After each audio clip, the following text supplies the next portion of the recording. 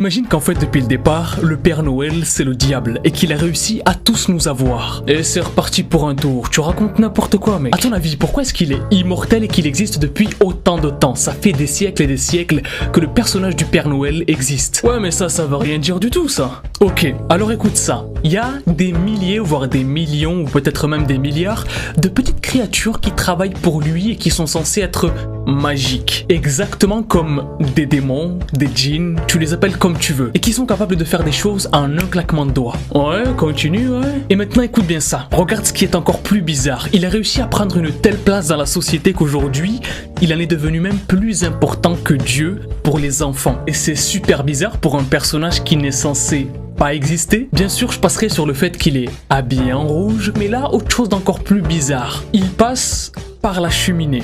Là où en général, il y a du feu. Exactement. Oh. Du ciel, il chute vers le toit des maisons, exactement comme le diable a chuté des cieux. Et il a aussi beaucoup de noms, comme par exemple Santa Claus, qui si on décale juste une langue donne Satan Claus, qui veut dire en anglais le diable est proche.